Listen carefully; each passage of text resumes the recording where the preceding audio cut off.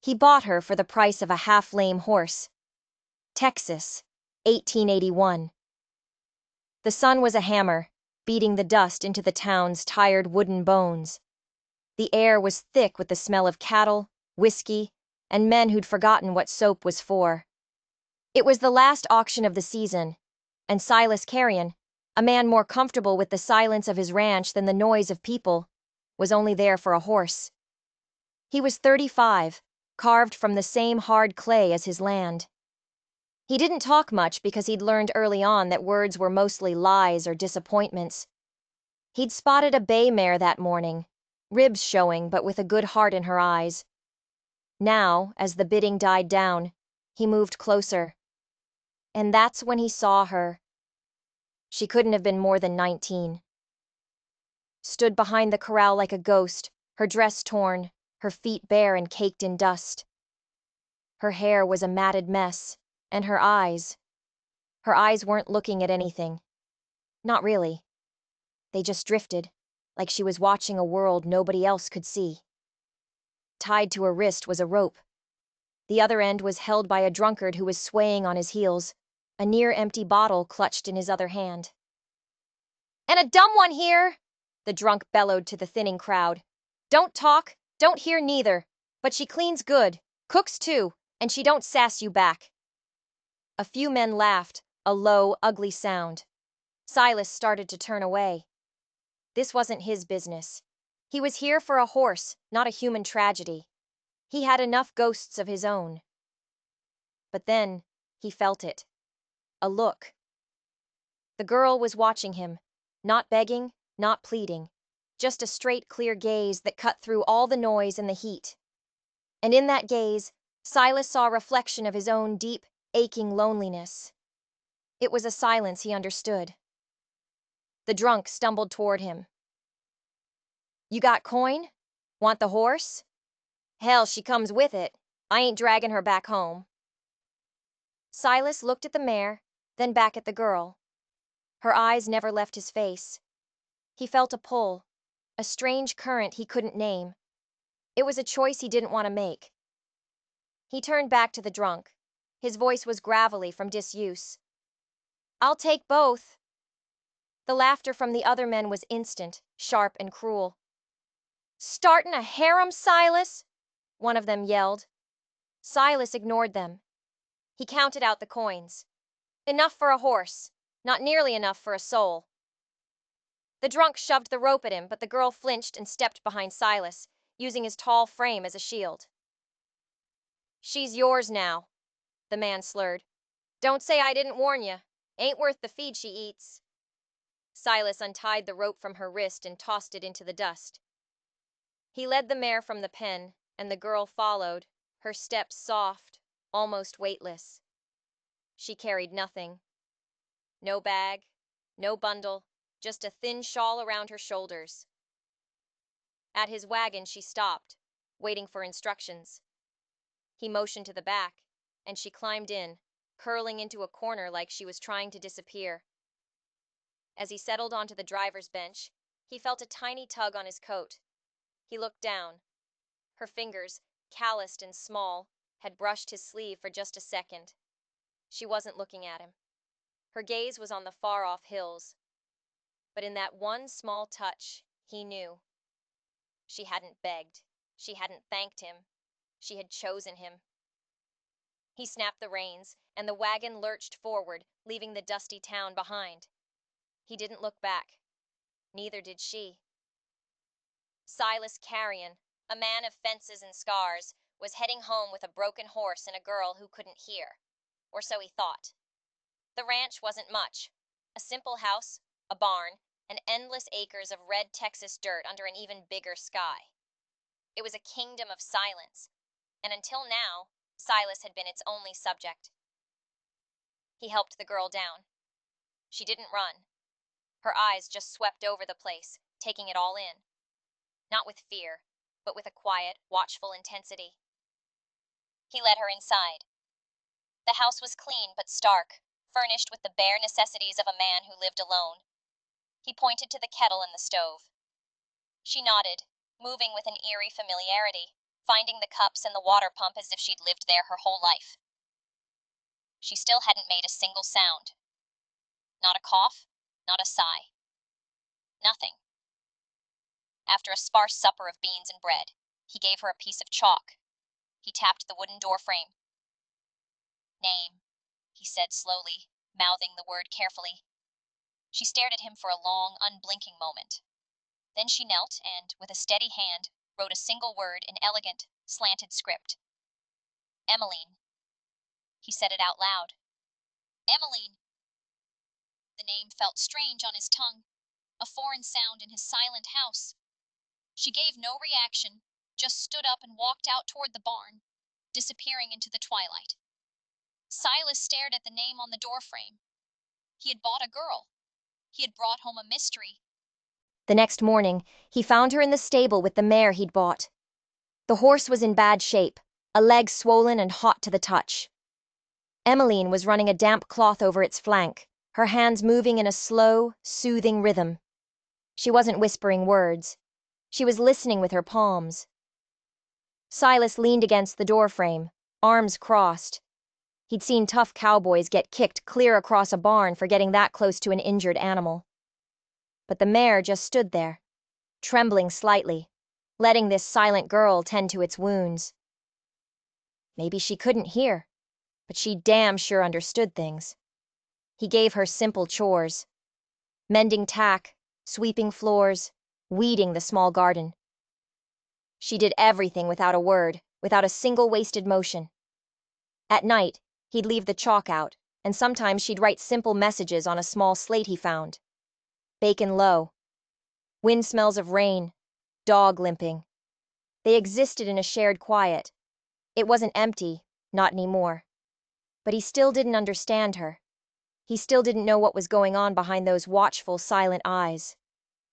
Then the storm came. It started with a hot, strange breeze near sundown, the kind of wind that feels like a warning.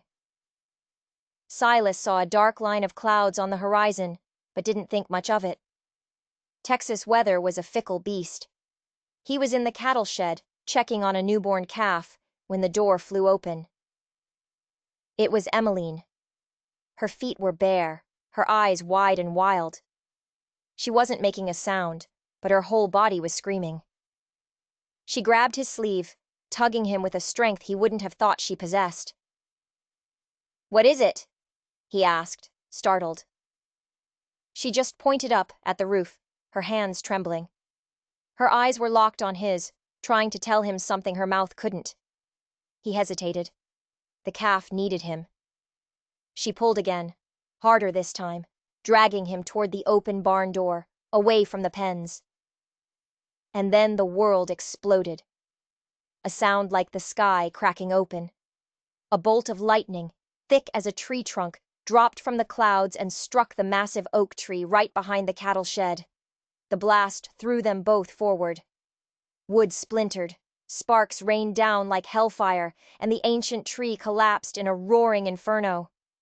Silas scrambled to his feet, his ears ringing. The cattle were screaming in terror. He looked back at Emmeline.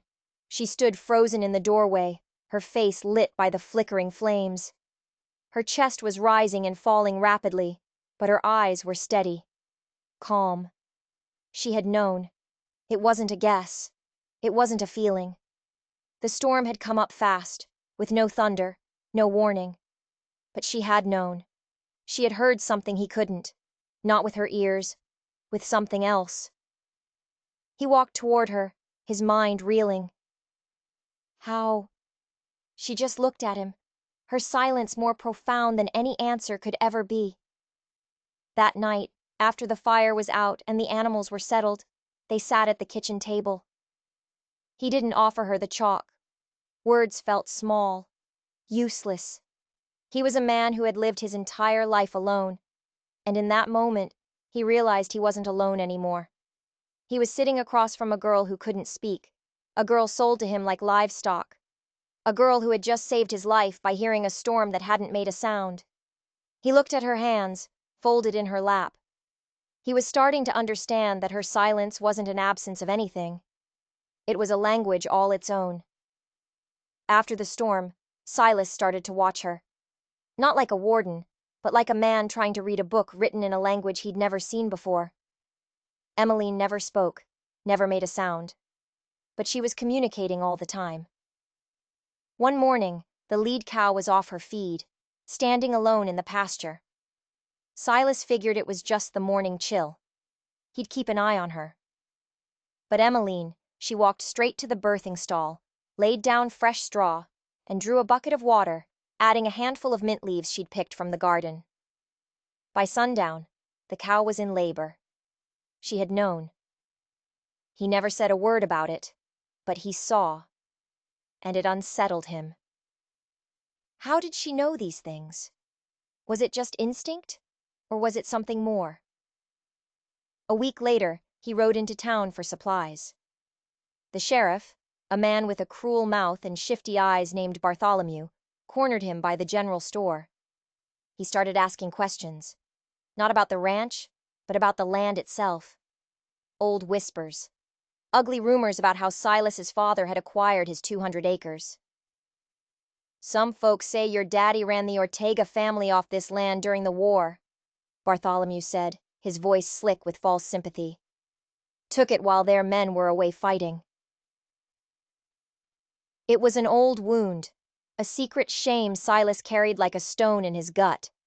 His father had been a hard man, a man who took what he wanted. There was blood on the land. Silas knew it. The guilt was a poison he'd lived with his whole life. He rode home with a storm raging inside him, the sheriff's words echoing in his head. He didn't say anything to Emmeline. How could he? But as he sat on the porch steps that evening, watching the sun bleed across the horizon, she came and stood behind him. She didn't touch him at first, just stood there. Then she gently placed her hand on his shoulder. It was a light touch, but it felt as heavy as a confession. He didn't know why, but the words just came spilling out. A bitter whisper. How did you know? How did you know I feel ashamed of this place, of what my father did? Emmeline's dark eyes searched his face. She didn't offer comfort or pity. She just looked at him, truly looked at him. Then, she lifted her hand from his shoulder and placed it flat against his chest, right over his heart. She held it there for a long moment. Then she turned and walked toward the old, gnarled oak tree at the edge of the property. Beneath it was a single weathered headstone. His father's grave. She had never been to that part of the ranch. He'd never told her who was buried there. He'd never even spoken his father's name aloud in her presence. And yet, she knew. She knew where the source of his pain was buried. That night, sleep wouldn't come. He tossed and turned, tangled in nightmares of cannon fire and his father's booming, guilt-ridden voice. I gave you the land, boy, and all the blood that came with it. He woke up in a cold sweat, his heart hammering against his ribs. The cabin was dark, except for a single candle flickering on the hearth. And then he saw her. Emmeline was sitting in a chair by the fire, her profile a perfect silhouette against the gentle light. She was just sitting there, watching over him. On the small table beside her was a faded blue handkerchief, trimmed with delicate hand-stitched lace. His mother's. He hadn't seen it in over a decade. He kept it locked away in a small cedar chest at the bottom of his wardrobe. A sacred memory. No one knew it was there. No one. He sat bolt upright in bed. How? He breathed, the word a ghost in the silent room. Emmeline didn't turn. She simply rose, blew out the candle, and walked to the door of her small room. She didn't need to explain. He understood now. She hadn't heard his nightmare with her ears. She had heard the pain behind it. She had heard his grief, the suffocating weight of a secret he'd carried alone for years. She had opened a locked chest and found not a piece of cloth, but the source of his sorrow. She heard everything he could not say. And for the first time in his life, Silas Carrion was truly afraid. Not of storms, not of the past, not of the sheriff. He was afraid of losing the one person in the world who could hear his soul. Because he was beginning to realize he couldn't live without her. But a gift like hers, a gift like that in a world like this, it wasn't a gift. It was a death sentence. The whispers started at the blacksmith's forge. She just stares at the cattle, the smith's wife said, her voice a low hiss, like she's picking which one will drop next. By the end of the week, the story had grown horns and a tail. The preacher's son claimed she'd touched their prize goat, and 2 days later, it gave birth to a stillborn kid. It ain't natural, he declared to anyone who would listen. The less Emmeline said, the more the town filled the silence with their own fears.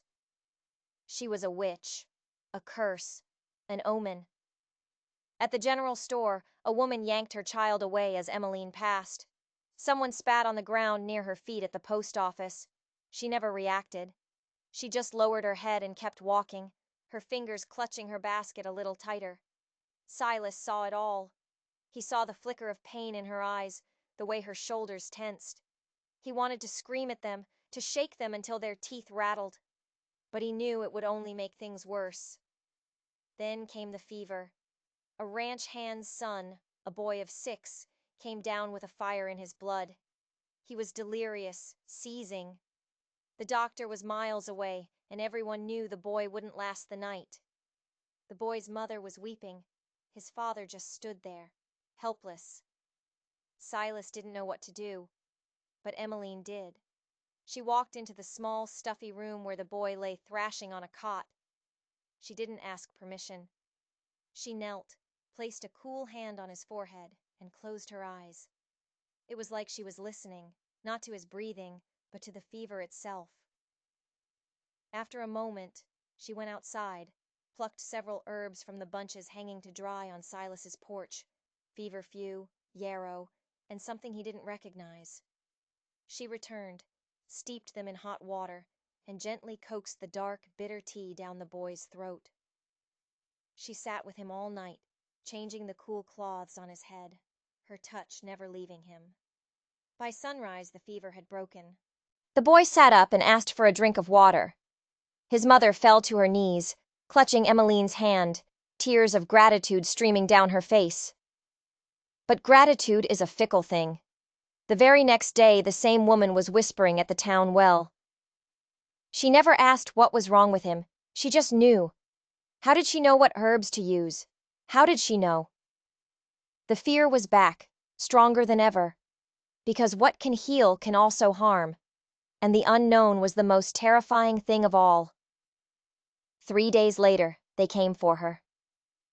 It was just after dusk. A group of 8 men and women from the town, their faces hard and set in the fading light. They weren't carrying lit torches, but they held them like a promise. They stopped at the gate of Silas's ranch.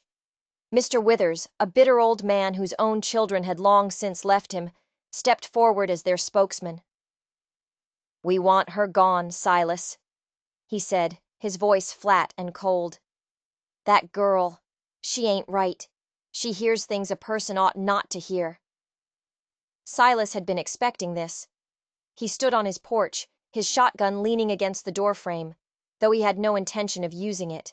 His face was a mask of cold fury. "She's mute," he said, his voice a low growl. "Can't hear a damn thing." "That ain't the same as deaf, and you know it," Withers snapped back. "She knew about that storm. She knew about the Weaver boy's fever. My prize steer dropped dead last week, right after she walked past my fence line. You tell me that's a coincidence?" A murmur went through the small crowd. They weren't evil people. They were scared people, and scared people are the most dangerous kind. Inside the house, Emmeline watched from behind the curtain. She had heard them coming. Not the sound of their boots on the gravel, but the sound of their fear, a low hum of hate that vibrated in the very air. She started to move toward the door, to face them herself. Silas held up a hand, a silent command for her to stay put. He stepped off the porch, his boots sinking into the soft earth.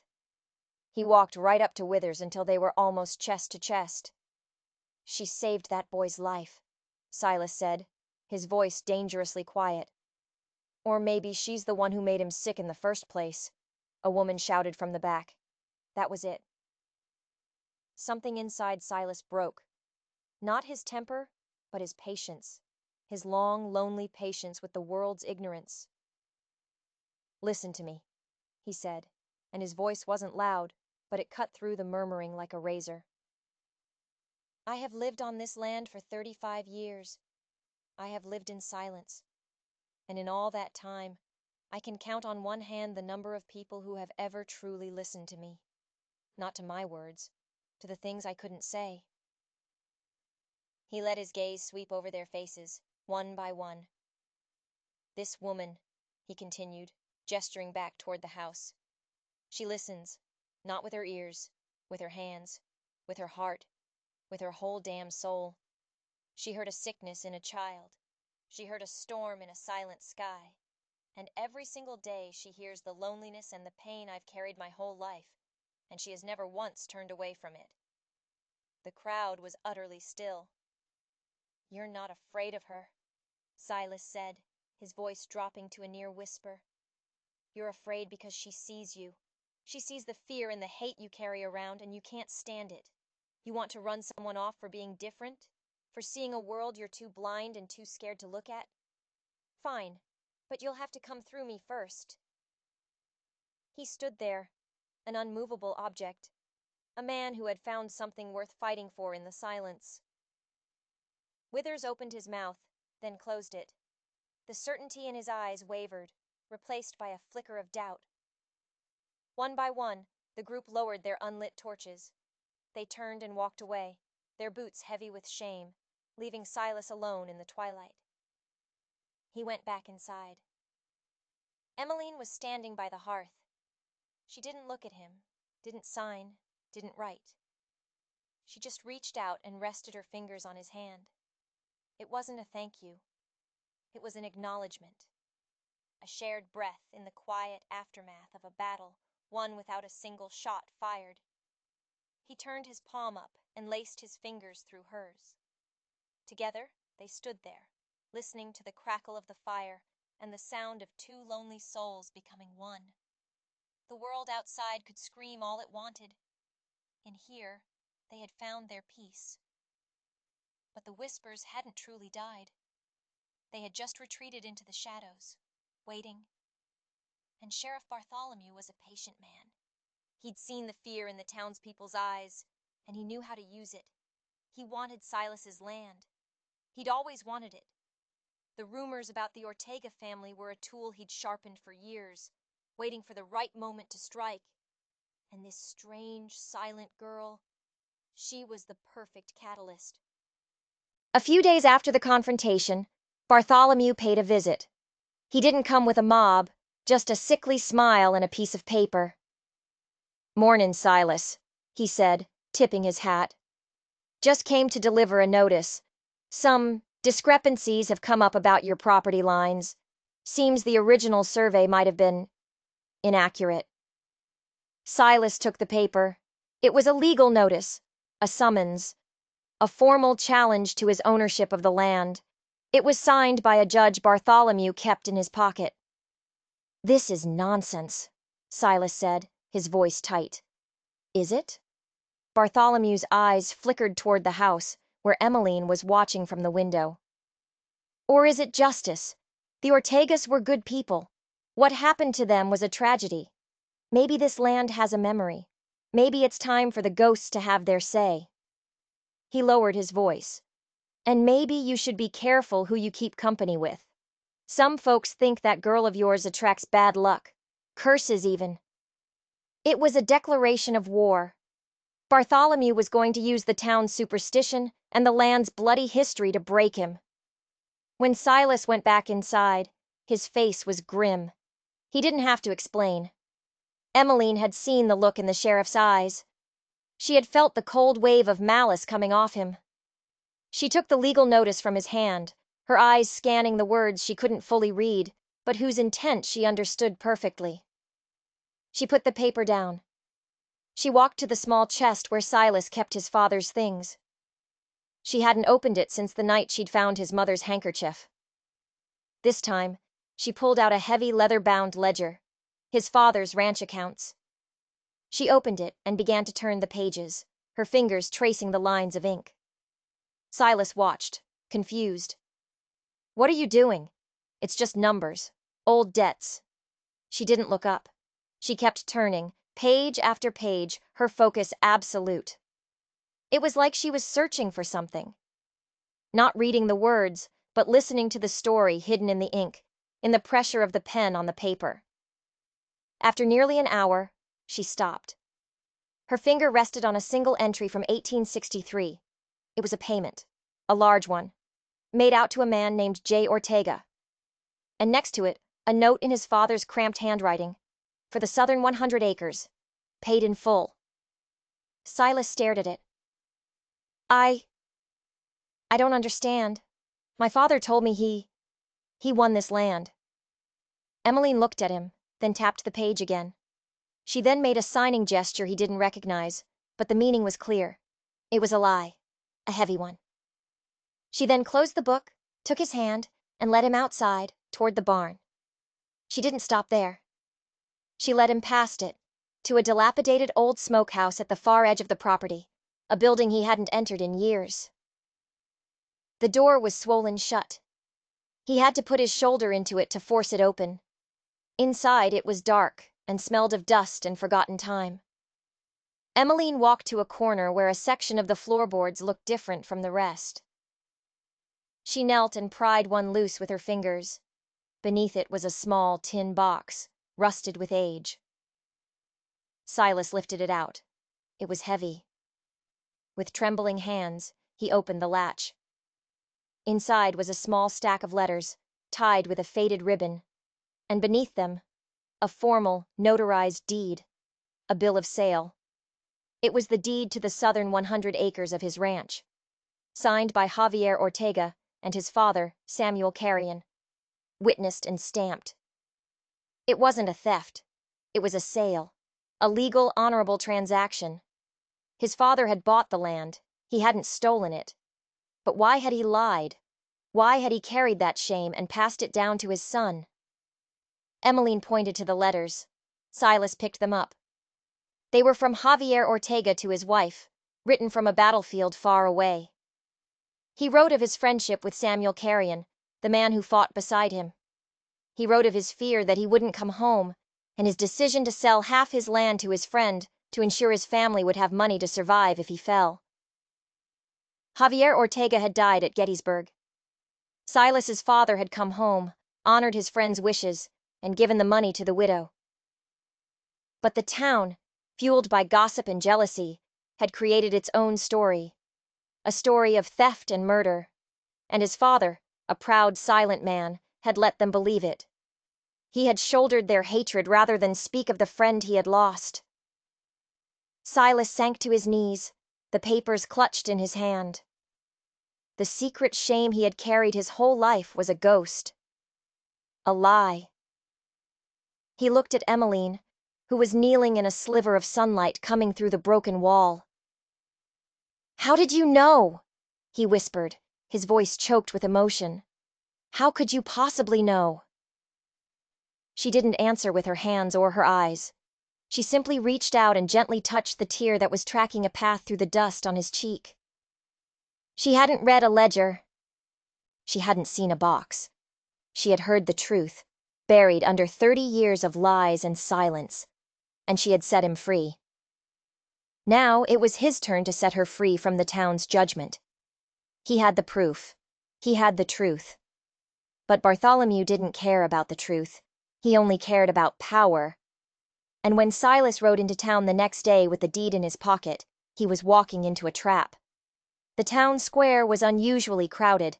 Sheriff Bartholomew was standing on the steps of his office, and beside him stood Mr. Withers. "Silas Carrion!" Bartholomew boomed as Silas dismounted. "Just the man we wanted to see. Mr. Withers here has filed a formal complaint. He's accusing your ward of witchcraft." A gasp went through the crowd.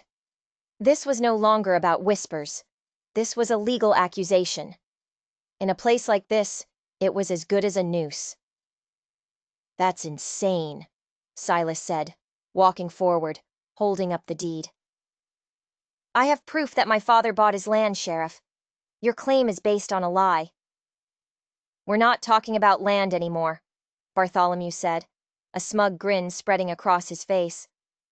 We're talking about curses. Last night, the well on Mr. Withers's property went dry, the day after your girl was seen walking near it. And that's not all. The blacksmith's wife miscarried this morning.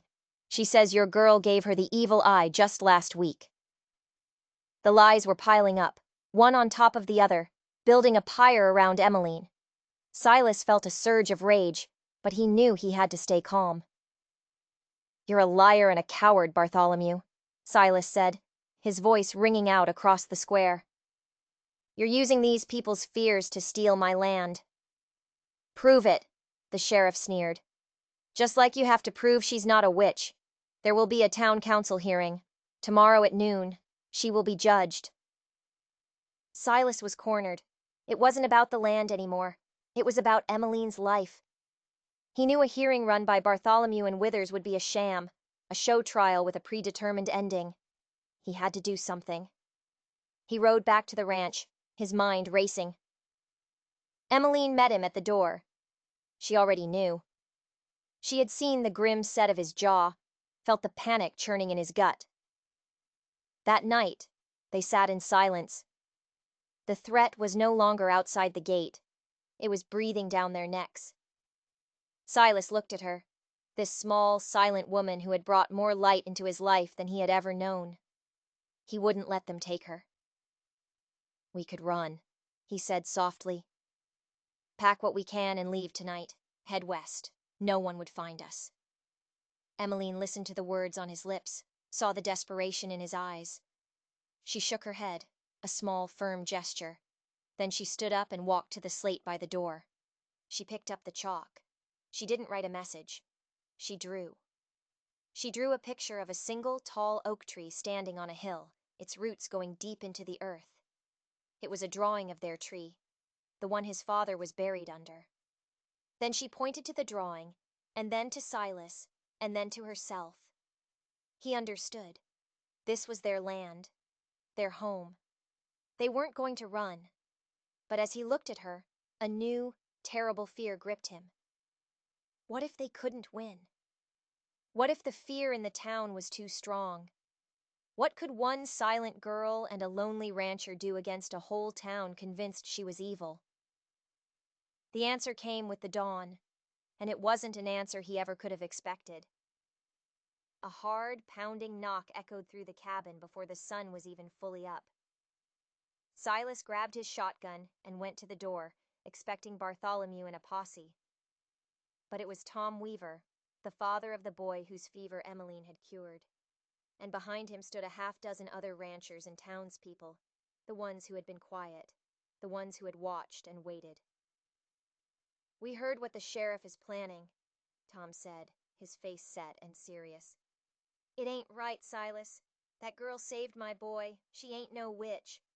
A woman stepped forward. She sat with my mother when she was dying. Never said a word, just held her hand. It was the only peace the old woman had in weeks. Another man nodded. When the river flooded last spring, my horses were trapped. She showed me a path out I'd never seen. Saved my whole herd.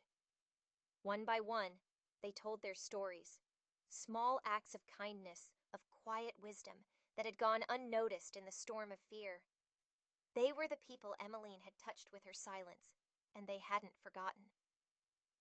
Silas felt a lump form in his throat. He had thought they were alone, but they weren't. Emmeline's silent language of the heart had been heard by more people than he knew. The hearing was held in the church, the only building large enough to hold the entire town. It was packed. Bartholomew and Withers sat at a table at the front, looking smug and powerful. Emmeline sat on a single wooden chair in the center of the room, with Silas standing protectively behind her. Withers was the first to speak, his voice dripping with venom as he listed all the curses Emmeline had supposedly brought upon the town.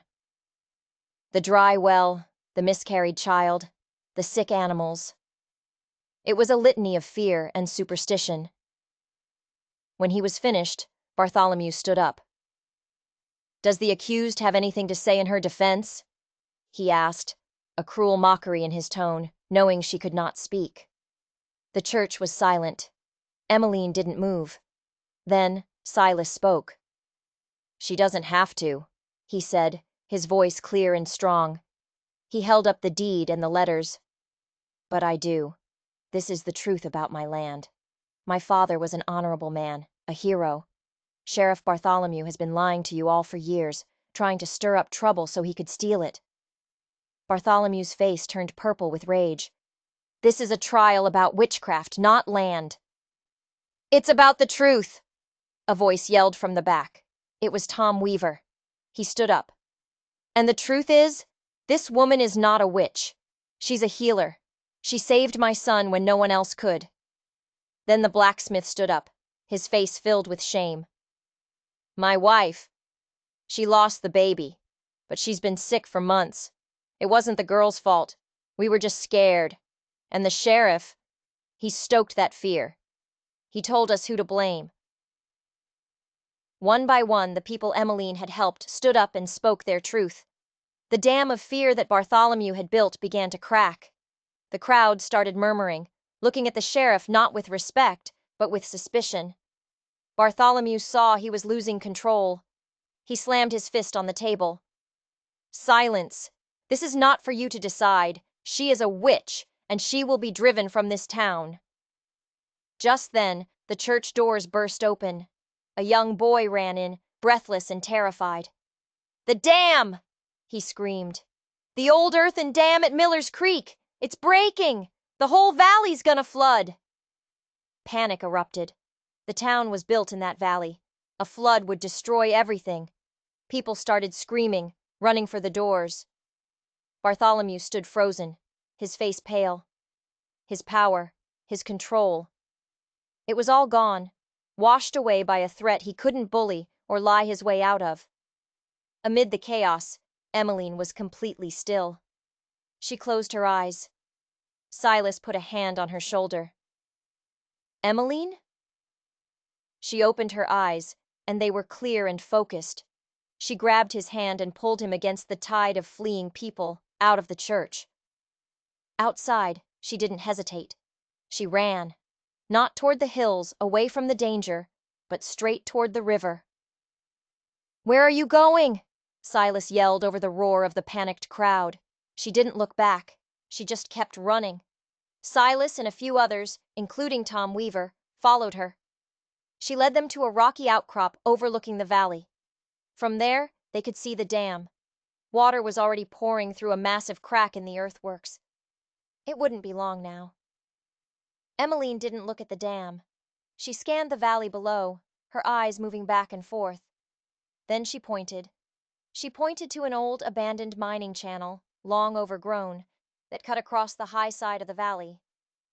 "The old spillway," Tom Weaver breathed. "We could divert the water.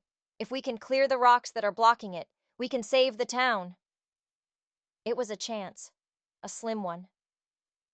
They scrambled down the hillside, followed by dozens of townsfolk who had seen where they were going. Using their bare hands, fence posts, anything they could find, they started tearing at the rock fall that blocked the old channel. It was back-breaking work. The roar of the failing dam grew louder. Silas worked side by side with men who, an hour ago, had wanted to cast Emmeline out. Now they were following her lead without question. They cleared the final boulder just as a huge section of the dam gave way. A tidal wave of brown water surged into the valley. But instead of sweeping over the town, the main force of the flood was caught by the newly opened channel and diverted, rushing harmlessly down the old spillway. The town was saved. Soaked, muddy, and exhausted, they stood in stunned silence, watching the water recede. They turned to look at Emmeline. She stood on the hillside, her dress torn, her face smudged with dirt. No one spoke. They didn't have to. They all understood. She hadn't seen the dam break with her eyes. She had felt it. She had heard the earth groaning, the water screaming to be free. She hadn't just saved a child or an animal. She had saved them all. Mr. Withers walked up to her, his head bowed. I was wrong, he mumbled, his voice thick with shame. We were all wrong. Emmeline just looked at him, and for the first time she smiled, a small, gentle smile of forgiveness. When they returned to the town square, Sheriff Bartholomew was gone. He had fled, his lies and his power broken forever. In his place stood a town reborn, humbled, grateful. Years passed. The ranch stood, a little more weathered, a lot more loved. Silas's hair was streaked with gray, and Emmeline's hands, though still gentle, showed the lines of a life fully lived. They never had children of their own, but in a way, the whole town became their family. People didn't come to her for cures or prophecies anymore. They came to listen. Not to her, but with her. They would sit with her in the garden, and she would teach them, without words, how to hear the world. How to feel the difference between a tired horse and a sick one. How to know, just by the feel of the air, when to bring the laundry in. She taught them the language of silence. One evening, as they sat on the bench Silas had built under the old oak tree, watching the sunset paint the sky, Emmeline turned to him. Over the years, she had learned to shape a few words, her voice soft and unused, like a fragile whisper. I never heard a sound, she said, her voice barely audible over the evening breeze. But I always heard you. Silas took her hand, his rough palm covering hers. His own voice was thick with a lifetime of unspoken love. I hear you too, he answered. Always have. Their story wasn't written in any history books. It was written on the land, in the quiet wisdom of the townspeople, and in the enduring silence between two souls who had found each other in a world of noise. They had proven that the deepest connections aren't forged with words, but with a heart that is brave enough to truly listen. If you believe that love can be a quiet force, stronger than any shout, and that the greatest understanding is found in the spaces between words, then maybe this story found a home in your heart. These are the kinds of stories we tell here, tales of love that defy the odds in the wild and untamed West. If you want to hear more, don't forget to subscribe. Until next time, may you find someone who hears the words you never say.